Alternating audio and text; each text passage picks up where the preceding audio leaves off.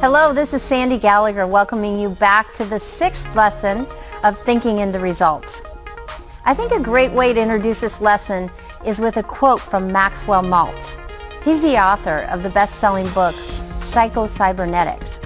And he said this about our topic today. Self-image sets the boundaries of individual accomplishment. You know, often we aren't aware of the image that we have of ourselves.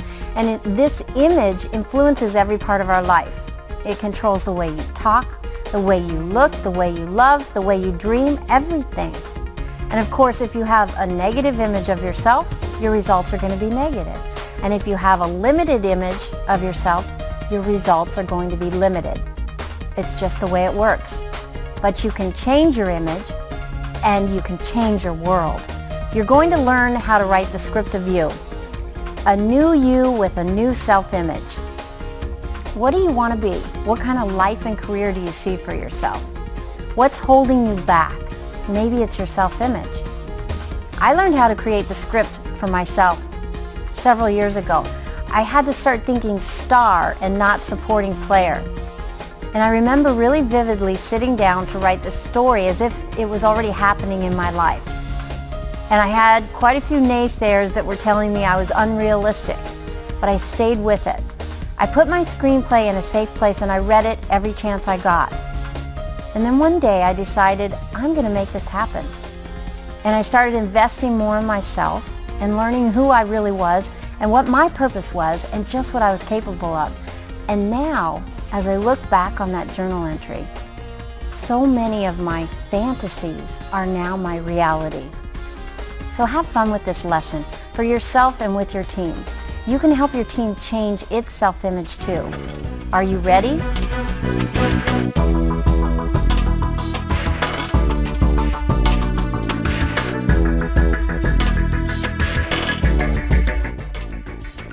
You know, in 1960, Dr. Maxwell Maltz, a cosmetic surgeon, a plastic surgeon, came out with a book called Psycho-Cybernetics. Interesting name, isn't it? Psyche being Greek for mind, cybernetics being the science of control and communication in the animal and in some machine. Now, what do we mean by that? Well, what we're really saying is you've got a control mechanism in your mind. And it's going to determine what comes into your life, and it's going to determine how well you do whatever you do. We refer to it as an image. It's a self-image. You see, Dr. Maxwell Maltz was doing cosmetic surgery on people. Maybe they had a huge bump on their nose or a distasteful scar in their face. And he would remove this or build a nice little nose, whatever that is, or he would remove the scar, and he noticed that there was quite a difference in the person's appearance. But he also noticed sometimes there was a great psychological change. They not only looked different, they felt and acted different. But he said this didn't always happen. He said sometimes, regardless of how successful the physical operation might have been, there was no psychological change. And this led him to postulate that we have two images. We have the one that we project to the world. It's the way we dress, walk, talk, comb our hair, do whatever we do. And the other is the picture that we hold inside. Now, ultimately, the picture that we hold inside definitely shows on the outside. You see, if you have a negative or a bad image of yourself, your results are going to be a reflection of it. Your results are always a reflection of what's going on inside. Now, this image is built, well, it's built genetically, it's passed along in the genes, and then it's built in your little life to a very large degree. A child that's raised with praise grows up to be a very confident adult. A child that's raised with criticism grows up to be a very insecure human being. Now, the confident individual has an understanding of who they are, of the dynamics of their personality, their spirituality. They understand the power of their mind. They understand something about themselves, and they like themselves. They have a good opinion of themselves, or you could say they have a good image.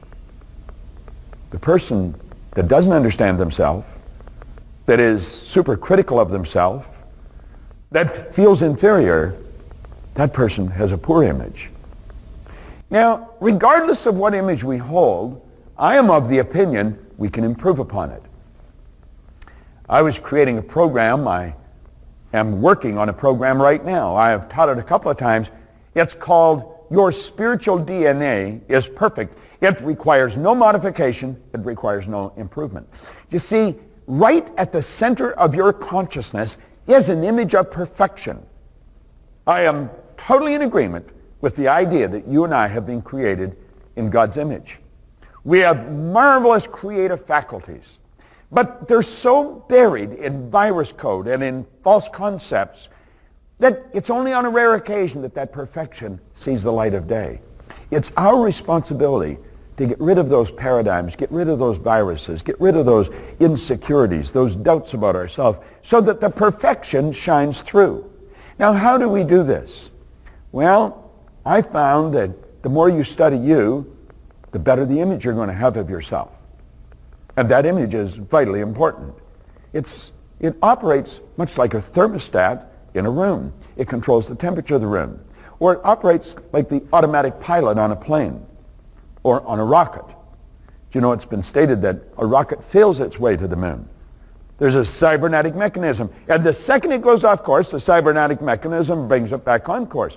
Well, if the room temperature happens to drop from, let's say, 70 degrees down to 66, it's in the north and it's cold outside, the thermostat will pick up the deviation from that set goal.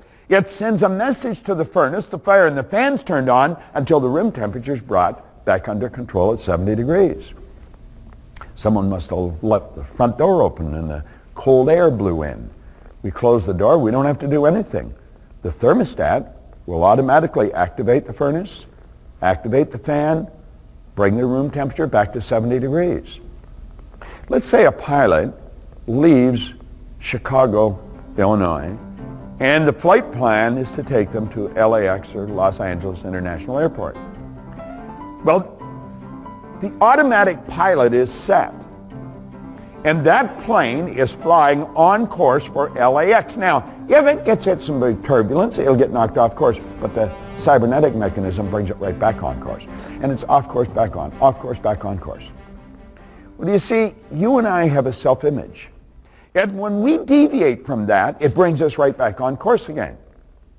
Let's suppose a person has a fat image, and they're going to go on a diet. Your subconscious mind is programmed to find whatever you lose. They lose 10 pounds. You know what the cybernetic mechanism does? Brings them right back on course again. They'll find the 10 pounds. Let's suppose it's a salesperson, and the salesperson is selling, let's say, $100,000 of whatever it is a month, about $1 million to a year in sales.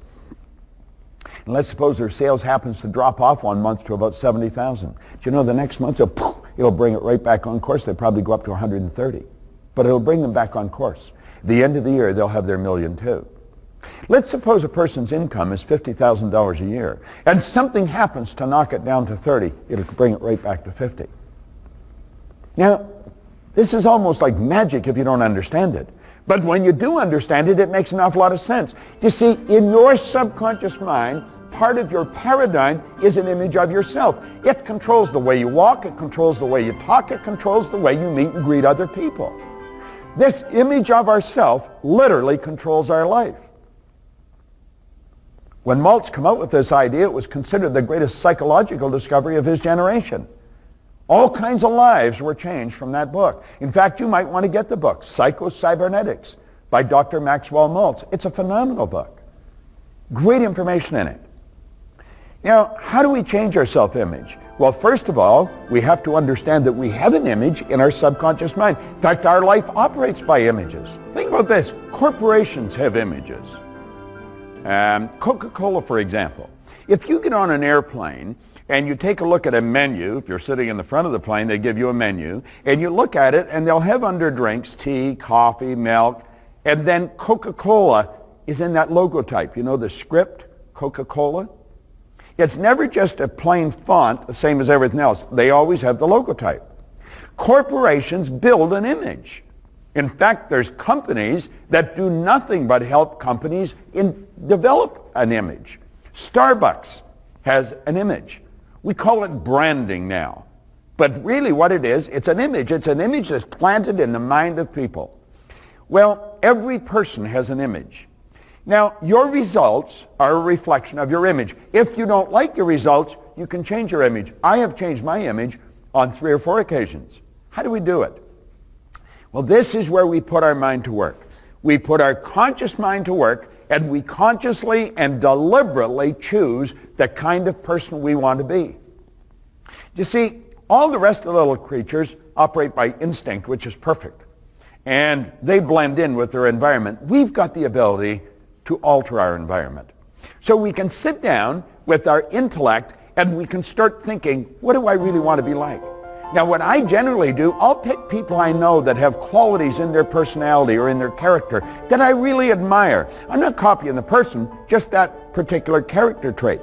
And I'll build that into it, and I see myself being that way. In fact, I watched Bill Gove, and I watched Billy Graham, and I watched Earl Nightingale communicating with large audiences for years. And much of what they did is built into my presentation. It's built into my image of myself. So we sit down and we write out a description in the present tense.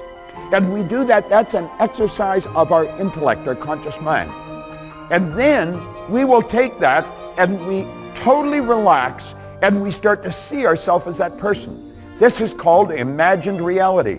It's the actor's technique. We act as if, and we literally become that person. Watch movies. I watched 2 movies. They've been around for a long time now. Patton, George C. Scott in Patton, and Lawrence of Arabia with Peter O'Toole and Omar Sharif. Their acting was incredible. And as you watch it, you realize they took a script, they read the script, they reread the script, they memorized the script, they internalized the script, they became the script. Well, that's what you want to do. See, most people are extras in their own movie. They see other people and they think they're the star and I'm just in the supporting cast, or I may just have a walk-on. Make yourself the star of your movie. Your movie is your life. And sit down and build the picture and then totally relax and let yourself become that. And do that often. You may do it a few times a day. It only takes a few minutes. And totally relax. When I'd drive in a car, I'd see myself speaking at a convention to a large audience, totally relaxed, communicating effectively. Get Stella Adler's book, The Art of Acting. It's a phenomenal book. Stella Adler was one of the greatest acting teachers in the world.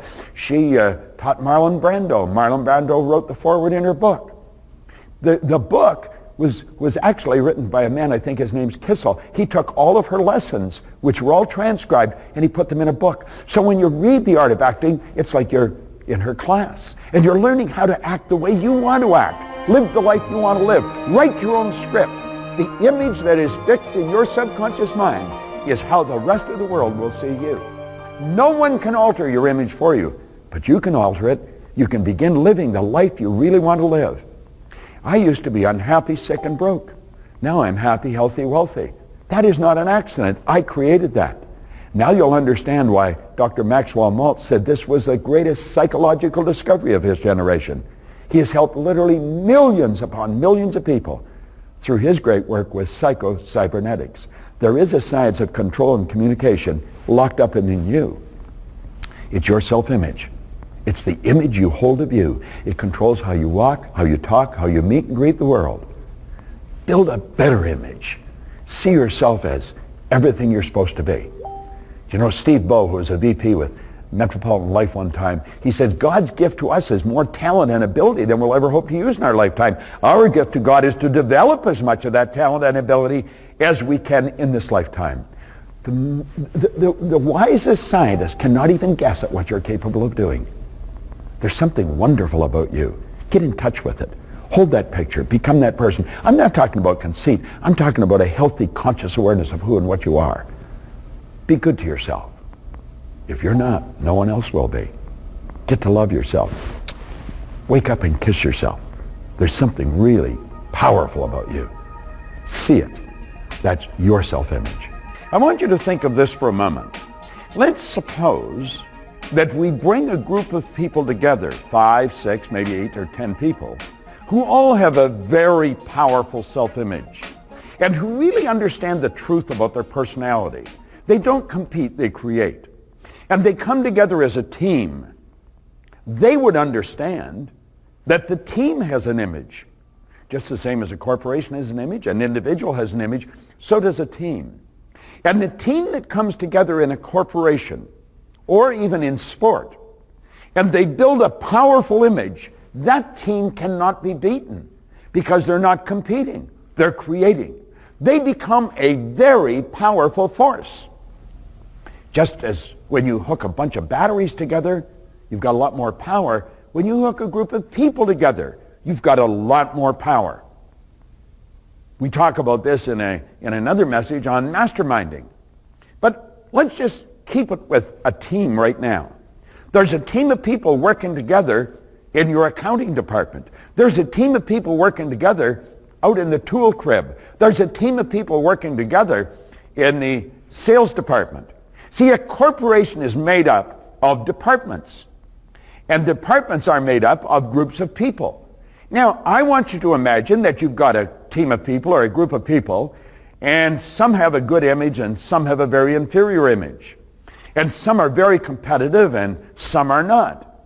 You've got a fractionized team there. You've got a team that just isn't going to go anywhere. One person's going this way, one's going that way. You haven't got a team at all. You've just got a group of people together that verbally say they're working on the same project, but they're not working together. There's nothing created. There's nothing accomplished. You know, some companies are made up of groups like this. Those companies never get very far, and ultimately, they probably go out of business. But the small company that comes together and they understand this concept, and they create an environment that's conducive to the unfoldment and the development of powerful teams, those companies just keep growing. They grow all over the world. And we're living in a global marketplace today. So do you see, if you want to grow, if you want to keep going, you've got to have powerful teams in a company. If you want to grow as a person, you need a powerful team helping you. I'm talking just on a social level. You want to mix with people who understand this concept. Understand this. Amateurs compete. Professionals create. You have creative faculties. You have creative potential. There's a power flowing to and through you. And when you bring a group of people together in a spirit of harmony, you have one of the most powerful forces in the entire world. And they're all working towards one objective. That objective is preordained. It's going to happen just as sure as it could start tonight. So if you're on a team and there's people on the team that don't understand this concept, take a few minutes and share it with them. Tell them about the power of self-image. Sit down and explain it. Now you've got to understand it if you're going to do that. I had a great teacher one time tell me, Bob, you don't understand anything until you can explain it to someone else so that they understand it. So you understand it yourself and then take it on as your responsibility to help everybody understand it the same way. Because it's only when you're all operating with the same understanding that you come together.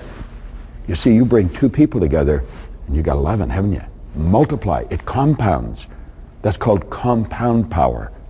And you've got the ability to do that. There is nothing like a powerful creative team. Do you know what it does? It turns work into fun. And it gives results that really count. You accomplish a lot more in a short period of time, and you have a lot more fun. You'll be anxious to get back at it. And that's living. Everything else is dying.